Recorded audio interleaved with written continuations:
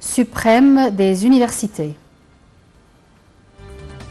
Le Kremlin promet que les chars américains Abrams livrés à Kiev brûleront.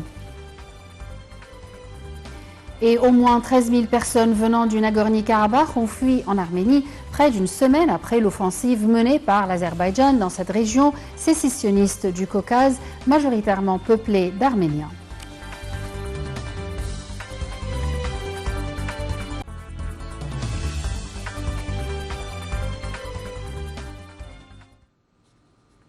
La une de l'actualité, c'est le président Abdel Fattah el-Sisi qui a visité aujourd'hui l'université du canal de Suez dans le cadre de la journée de l'excellence des universités égyptiennes. Au cours de cette visite, le président el-Sisi s'est réuni avec les membres du Conseil suprême des universités. Le président el-Sisi a également assisté à la séance débat Histoire d'une patrie. Il s'est également entretenu avec un nombre de chefs et de représentants des unions des étudiants universitaires. Tout de suite les détails. En marge de sa visite à l'université du canal de Suez, le président Abdel Fattah el-Sisi a assisté à la séance de débat titrée « Histoire d'une nation ».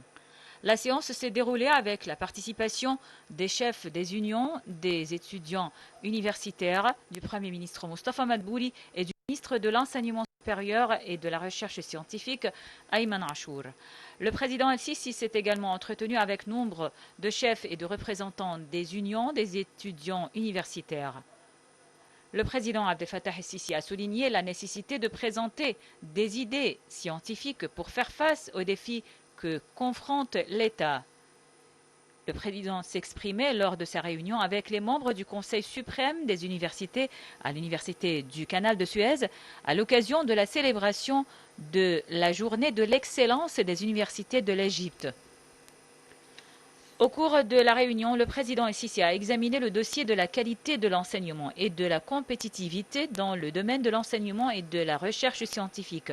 Le président s'est d'autre part informé sur l'accréditation des universités égyptiennes par les institutions internationales de l'enseignement.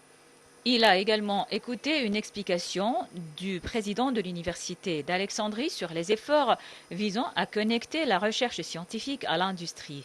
Le président de l'université du Caire a pour sa part évoqué les efforts déployés pour augmenter le classement de l'université sur le niveau mondial.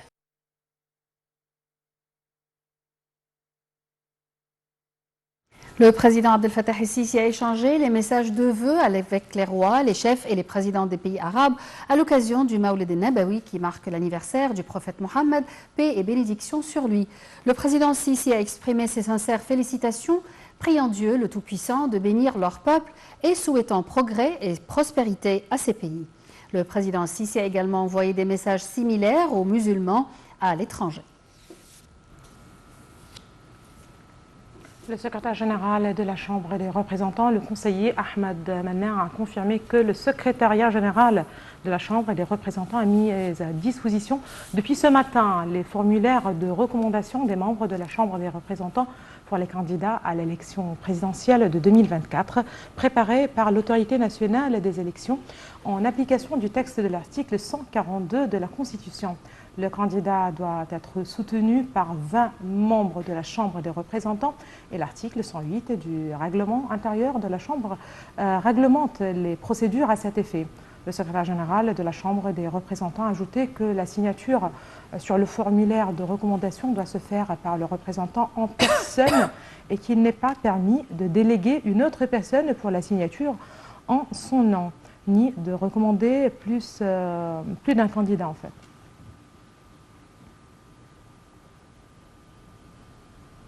Passons en série.